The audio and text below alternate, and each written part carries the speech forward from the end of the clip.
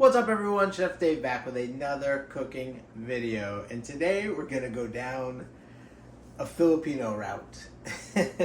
As those of you who know me may know, my roommate is Filipino, and she makes wonderful dishes. Obviously one of the things we make the most around here is adobo.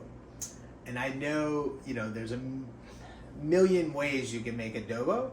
I've seen her put ginger in it. I've seen her put star anise or lemongrass for aromatics and things like that. At its root, at its core root, I believe that it's protein, chicken or pork, black pepper, bay leaf, garlic, a little bit of sweetening agent, usually maybe some brown sugar or just red cane sugar, coconut sugar, something along those lines, and then soy sauce and palm vinegar or coconut vinegar. I've seen cane vinegar used, a couple different things, but that's the foundation of it. What you do from there, what you choose to add to it, I think is kind of up to you. I'm not a stickler for tradition. I love looking at tradition and then making adjustments for it to suit me, whatever that dish is. I'm going to show you a version that we like to do here at our house. It's delicious, and the best part is you can make it and it can keep in the fridge for several days. So this is one of those things that you can cook on a Sunday or whatever that will sit, and you can have an entree ready to go during the week without much pressure, So enough talk, let's get into it. Okay, so for our ingredients today, we've got a whole chicken cut into parts. I do love the pork versions, or even the combination pork chicken versions. They're fantastic. I'm a sucker for pork, but we're gonna do chicken today. We've got pepper in two ways. So we've got ground, about 2 full nice heaping tablespoons of ground black pepper that you grind fresh. Make sure it's fresh.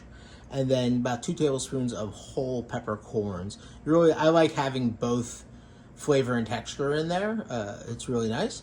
This is about 4 or 5 fresh bay leaves from my garden that we've dried ourselves. We've got garlic. Probably gonna do about 5 or 6 cloves sliced. We've got our datu puti vinegar and our datu puti soy sauce. Very important. Doesn't necessarily have to be these two, but again, these are traditional. And then here we have our 2 non-traditional ingredients. Although I see onion in some, I don't see it in a lot. I like having onion in there. It adds a little bulk to the dish, when you eat it over rice. But more importantly, it brings a little bit of sweetness to the dish.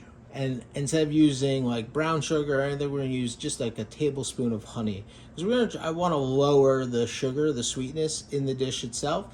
But you do need a bit of sweetness in there to balance the vinegar, okay? Or else I think it ends up too acidic, so you need some kind of sweetness. So we're gonna draw sweetness in from the onion and then just a touch of honey, just a little bit of honey. Let's start cooking. All right, we're getting our pan nice and hot here. We're gonna use a little fat. We're gonna use a little olive oil in the pan, probably about a quarter cup. We're gonna let this get nice and hot. We want this to be very hot.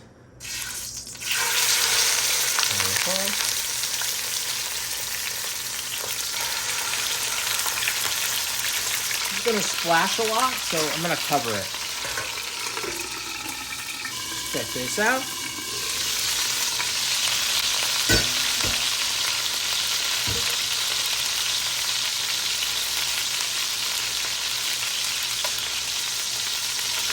Looking good. A little bit more color, I think. A little bit more color. That looks great. I'm going to start the rest.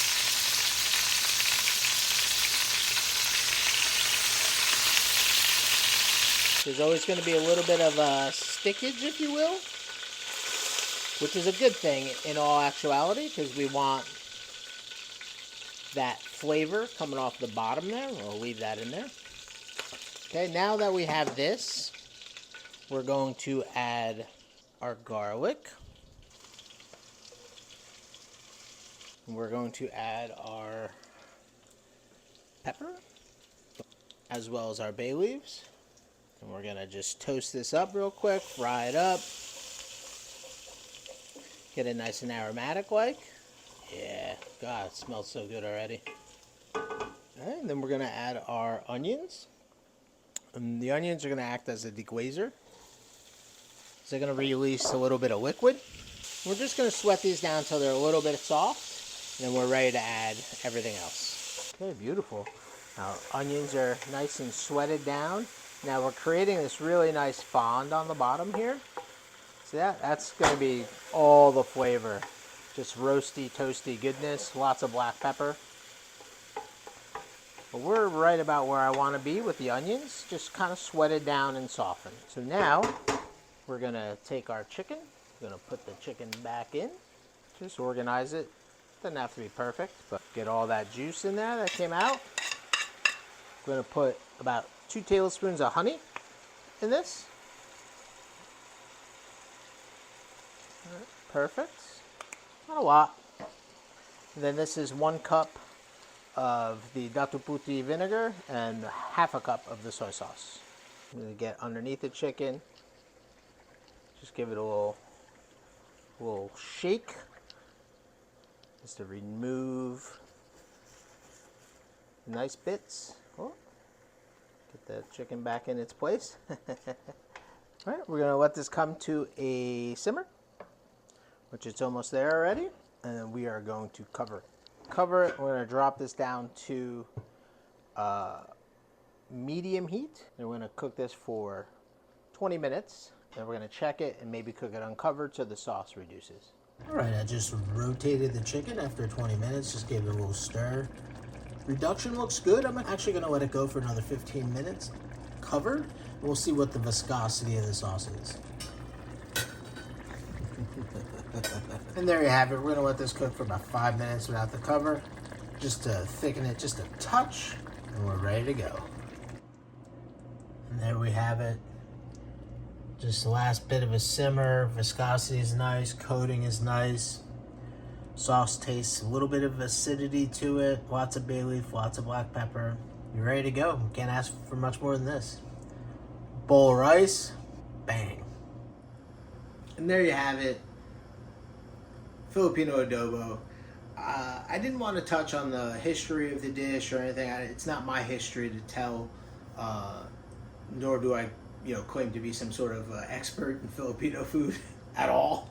I just do love it, and I love the fact that it's really having its moment right now because it's delicious. And most of the Filipinos in my life are sweet, loving people, and I'm really happy that they are getting their recognition on the food front. But it's delicious. Try it at home. You won't be disappointed. If you're enjoying this content, make sure you comment, like, subscribe, ring that notification bell, and Chef Dave will see you on the next one. Peace.